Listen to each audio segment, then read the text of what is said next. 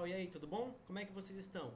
Hoje nós vamos falar um pouquinho sobre Dom João VI no Brasil, o início do processo de independência no Brasil. Esse processo vai ser a transição dos assuntos lá da Frente C, entre os movimentos emancipacionistas e os processos de independência no primeiro reinado, ok? Galerinha, antes de mais nada, vamos entender os bastidores do processo de independência. No Brasil, ou na América Latina, esse sistema colonial ele já estava em crise desde o final do século XVIII. No Brasil, fica muito mais claro com o processo de rebeliões, como o caso, por exemplo, da Inconfidência Mineira e a Inconjuração Baiana, beleza? Porém, o que vai acontecer? O ano de 1808 ele vai ser primordial para esses interesses, porque a família, a corte portuguesa, ela vai acabar vindo para o Brasil. Todo esse desejo de emancipação pelos grupos locais no Brasil vai acabar tendo que ser adiado até 1822. Por quê? Porque a vinda da família real vai acabar meio que impedindo esse processo de emancipação, beleza?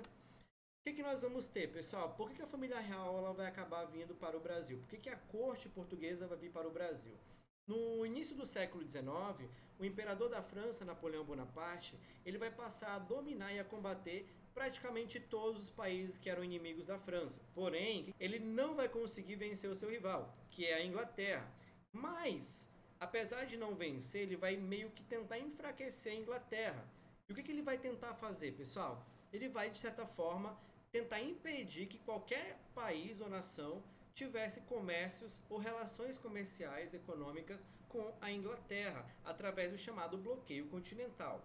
Em Portugal, quem governava era o príncipe regente Dom João, pois a sua mãe, a rainha Dona Maria I, sofria de problemas mentais. Como Portugal era um grande aliado da Inglaterra, o que nós vamos ter a partir de então? Dom João ele vai se ver numa difícil situação de ter que escolher entre duas coisas. Primeiro, se aderisse ao bloqueio continental, a Inglaterra impediria as comunicações e o comércio entre Portugal e o Brasil, além de estimular a independência da colônia para poder comercializar com ela diretamente. Então lembra só, Portugal não queria que o Brasil se tornasse independente. E se o Brasil aderisse ao bloqueio, a Inglaterra auxiliaria nisso, beleza? Por outro lado, não tinha como combater a França e corria o risco de perder o reino para Napoleão. Bom, por algum tempo, Dom João ele vai tentar permanecer neutro, inclusive fingindo aderir ao bloqueio continental para enganar a França, mas não vai conseguir convencer Napoleão. Já em 1807, a França e a Espanha vão assinar um tratado secreto, chamado Tratado de Fontainebleau. O que era esse tratado? Esse tratado dividiria o território português em dois países. Enquanto isso, o exército de Napoleão rumava para Lisboa. Assim, diante das várias pressões, tanto da Inglaterra como da França, Portugal vai ter que tomar uma decisão. E qual vai ser a decisão mais racional para Portugal? Fugir para o Brasil, mudar para o Brasil. Essa decisão foi tomada, gente, às pressas e vai contar, sim, com a ajuda da Inglaterra, que vai escoltar com navios a corte portuguesa até o Brasil e, em troca, vai receber benefícios econômicos.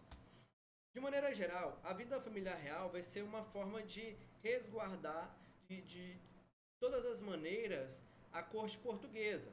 E para isso, o que nós vamos ter? Em novembro de 1807, a família real, seus parentes, funcionários do reino, criados e dependentes vão embarcar para a colônia. Somavam cerca de 15 mil pessoas. E eles vão viajar todos mal acomodados, em 14 navios sobrecarregados, tá? Com tudo que eles, de certa forma, conseguiram trazer, bens pessoais, documentos, bibliotecas e obras de artes. É importante destacar uma coisa. Carlota Joaquina, que era esposa de Dom João, não queria vir para o Brasil e detestou esse lugar. Uma epidemia de piolho forçou as damas da corte a cortarem todos os seus cabelos. Chegaram aqui com turbantes na cabeça e as mulheres da colônia achavam que era a última moda na Europa. Imagina só isso, galera. É que nem aquele negocinho de cortar a sobrancelha, né? Todo mundo quando vê parece que quer fazer aquilo. Em janeiro de 1808, a corte portuguesa ela desembarca na Bahia e os rumos do nosso país vão acabar mudando para sempre. A primeira medida tomada a partir da chegada dos portugueses ao Brasil vai ser, de certa forma, a chamada abertura dos portos. Essa vai ser a primeira medida porque facilitaria o contato comercial entre Portugal e a Inglaterra. Outra medida importante tomada pelo Dom João foi a revogação do Alvará de 1785, que impedia a instalação de manufaturas na colônia. Por que ele vai revogar isso?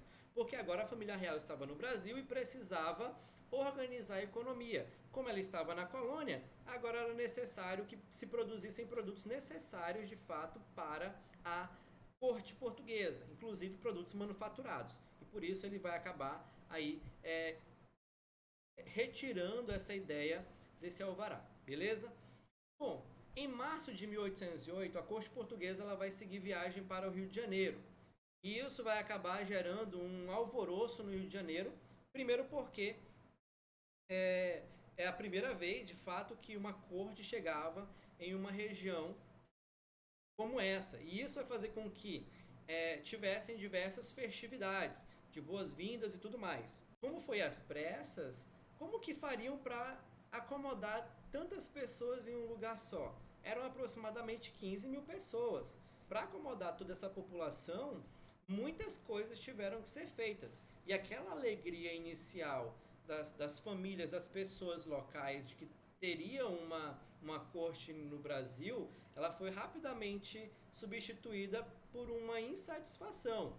Vejamos bem, para acomodar a comitiva real foram solicitadas as melhores casas do Rio de Janeiro, ou seja, foi dada uma ordem de despejo aos moradores que tiveram 24 horas para deixar as suas casas. Na casa escolhida era colocada em sua porta a sigla PR, que significa príncipe regente, mas as pessoas deram outro significado.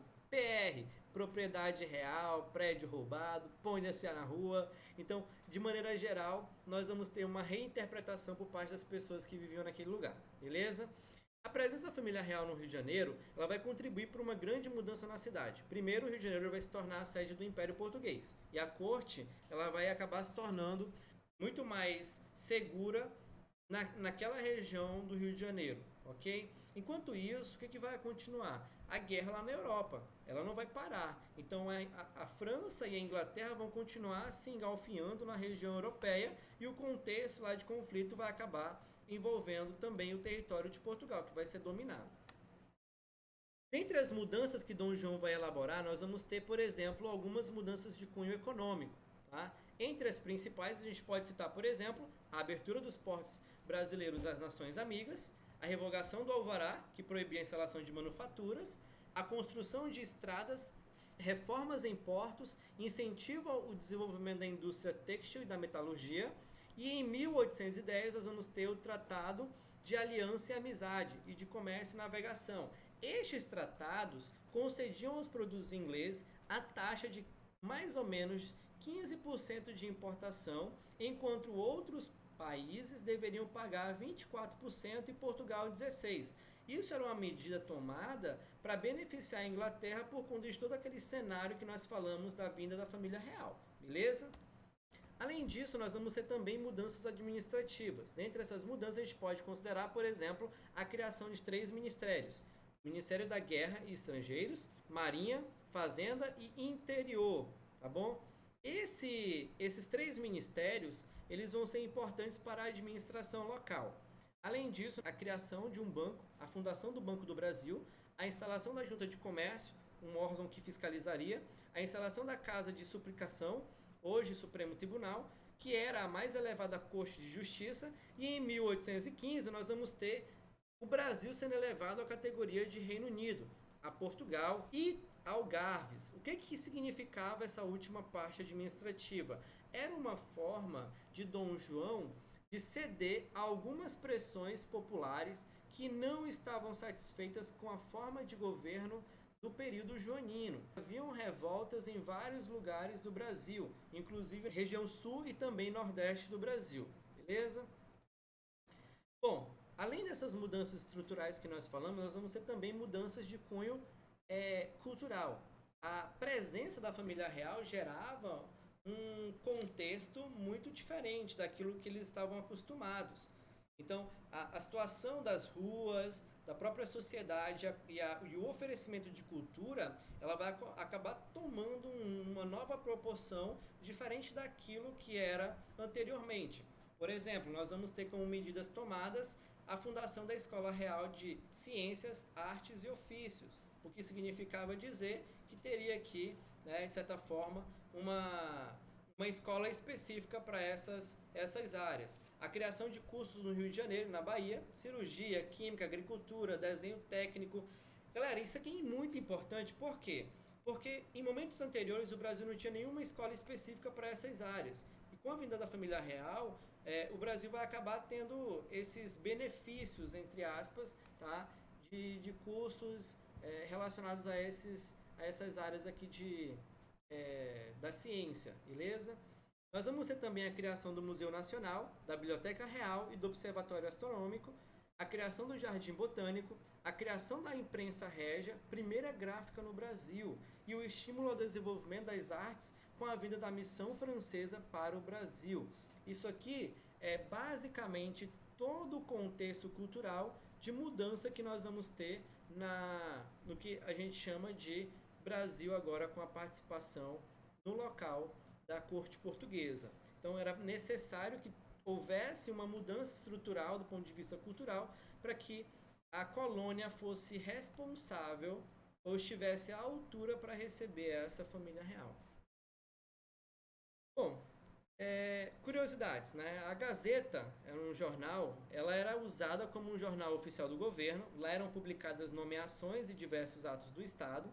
Olha só que interessante, com a derrota de Napoleão, os artistas que serviam na sua corte pediram asilo a Dom João.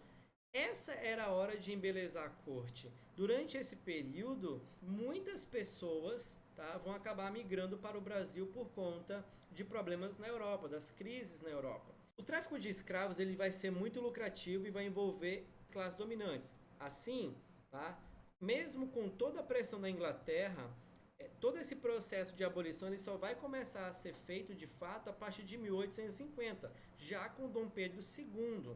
Até lá o Brasil ele vai depender do escravo afrodescendente e a vinda desses escravos lá da África, beleza?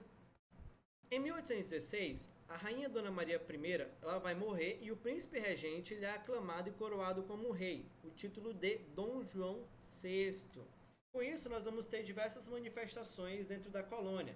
Essas manifestações elas tinham como cunho uma revolta contra as insatisfações das atitudes tomadas pelo governo, beleza? Vejamos bem algumas características da Revolução Pernambucana de 1817. Qual é o contexto de surgimento da Revolução? A partir de 1808, vai aumentar o número de portugueses na colônia. Eles que vão se beneficiar das regalias que os homens da terra não tinham. Então, com a vida dessa corte portuguesa, quem mais vai se beneficiar vão ser os portugueses, não os brasileiros. Os comerciantes portugueses vão começar a controlar as atividades de importação e exportação, gerando o endividamento e a dependência dos grandes proprietários. Ou seja, muitas pessoas que dependiam do comércio vão perder esse comércio por conta da concorrência com esses comerciantes portugueses. Em Pernambuco, um dos maiores centros da produção de açúcar, basicamente do Nordeste, nós vamos ter uma grave crise econômica em razão do declínio das exportações. Lembrando que o açúcar ele entrava em concorrência com as Antilhas e isso acabou gerando um declínio daquela região. Nos anos de 1815 e 1816, essa região nordestina ela vai sofrer com diversos problemas estruturais, inclusive de seca muito grande. E vai acabar gerando uma insatisfação popular. Obviamente, essa insatisfação popular, no ano de 1817, vai gerar uma revolução denominada de Revolução Pernambucana. A insatisfação popular aumentava ainda mais a partir dos pesados impostos e tributos cobrados pelo governo de Dom João VI. O movimento começava a ser preparado quando o governador de Pernambuco, um cara chamado Caetano Pinto de Miranda Montenegro, ele vai tomar conhecimento e vai ordenar a prisão dos envolvidos. Porém, alguns dos rebeldes vão conseguir resistir ao cerco das tropas militares e este fato vai marcar o estopim da rebelião, que rapidamente vai ganhar força. Diante disso, o governador vai fugir, mas vai ser preso logo em seguida pelos revoltosos. Uma nota importante, os líderes da rebelião chamavam-se Domingos José Martins, José de Barros Martins, tinha o apelido de Leão Coroado, e João Ribeiro e Miguelinho. Esses dois últimos eram padres. Algumas rebeliões elas vão ter grande participação da igreja, certo? Medidas tomadas: abolição dos impostos, liberdade de imprensa e ainda um novo governo que seria republicano. Qual vai ser a consequência desse processo? Dom João VI vai enviar para Pernambuco vários soldados para combater os rebeldes e tomar Recife. Os rebeldes vão ser cercados e derrotados, inclusive muitos vão ser mortos, tá? Mas alguns vão conseguir fugir para o interior. Entre os principais líderes, eles vão acabar sendo julgados à morte. Entre eles o João Ribeiro, que vai acabar se suicidando. Bom, no ano de 1820 nós vamos ter a Revolução Liberal do Porto. Enquanto a família real estava no Brasil, Portugal vai ser governado pelos ingleses, que prestavam contas a Dom João e vai ajudar a expulsar as tropas de Napoleão das terras lá de Portugal. Em Portugal, o povo não estava nada satisfeito com tudo o que aconteceu e passou a exigir o retorno do rei. Imagina só, o rei fugiu, deixou a população e agora não queria voltar? O que estava acontecendo? Porém, no ano de 1820, nós vamos ter a chamada Revolução Liberal do Porto, uma revolta que era contra o absolutismo do rei e pedia a volta das limitações coloniais. Os revolucionários eles vão exigir algumas coisas, entre elas, por exemplo, o retorno de Dom João VI para Portugal, a aprovação de uma nova Constituição, que seria promulgada em Lisboa, a aceitação da nomeação de 12 pessoas indicadas pelos próprios revoltosos para ocupar os cargos públicos mais importantes e o ministério. Por conta exatamente desse fator, pressionado pelos portugueses, Dom João teve que aceitar as reivindicações e as exigências feitas por eles e vai acabar retornando para Portugal em abril de 1821. Em seu lugar, ele vai acabar deixando o seu filho Dom Pedro como príncipe regente. Mas antes de voltar para Portugal, Dom Pedro ele vai esvaziar todos os cofres do Banco do Brasil, ou seja, ele vai levar todos os recursos que tinham no Brasil. Eita sacanagem, hein? Diante disso, nós vamos ter no Brasil uma divisão política, tá? E, de maneira geral, nós vamos ter a criação de 3 partidos. Inicialmente 2, depois nós vamos ter mais um partido sendo criado. Quais eram esses partidos? O Partido Português, tá? Que desejava o quê? Qual era o projeto do Partido Português? O retorno do monopólio colonial, situação que o Brasil se encontrava antes de 1808, tá? Nós vamos ter o Partido Brasileiro, que desejava a independência, criação de um país dominado pelos grandes proprietários e as elites do Rio de Janeiro. E nós vamos ter ainda um partido radical, que também desejava a independência, mas que era influenciado pelas ideias liberais. Alguns radicais reivindicavam, inclusive, a república com o voto universal e a abolição da escravatura. A palavra partido significa grupo político, tá bom? Então, grupo político português, grupo político brasileiro e grupo político radical.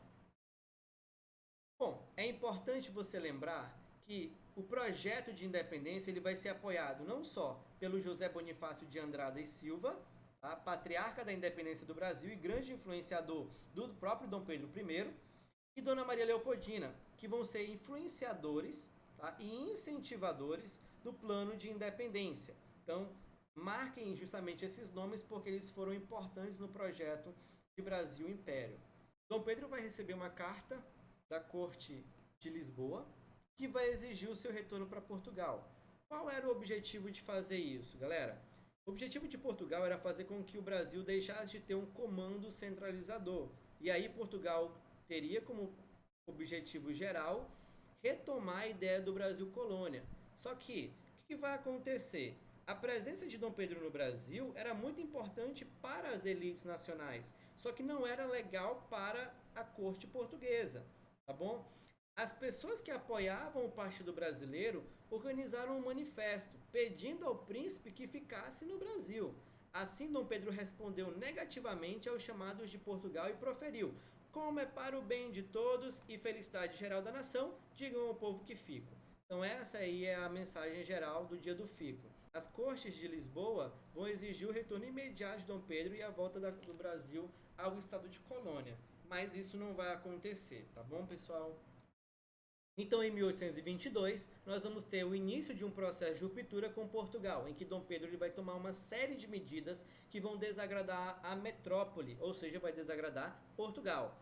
Determinou, por exemplo, que nenhuma lei de Portugal seria colocada em vigor no Brasil, sem o chamado cumpra-se, ou seja, sem a aprovação dele mesmo.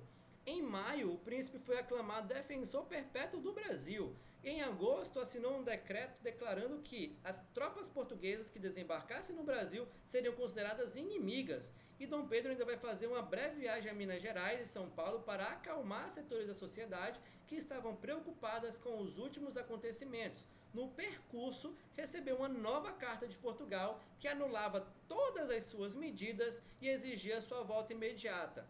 Com isso, galera, no dia 7 de setembro, ao voltar de Santos, ele vai ser parado nas margens do Ipiranga, tá bom? Por essa carta, e ele vai ler, extremamente chateado e levado pelas circunstâncias, Dom Pedro vai pronunciar a famosa frase: independência ou morte, rompendo os laços de união entre Portugal e Brasil, culminando o longo processo de emancipação que vai acontecer a partir do dia 12 de outubro de 1822. O príncipe foi aclamado imperador com o título de Dom Pedro I, sendo coroado em 1º de dezembro na Catedral da Sé, tá bom? No Rio de Janeiro. Então, isso tudo foi o projeto de transformação do Brasil República, desde o governo do período joanino, ou seja, da vinda da família real, até o ano de 1822, beleza? Nas próximas aulas nós vamos falar um pouquinho sobre o primeiro reinado e o período regencial. Então não perca as próximas aulas, fechado?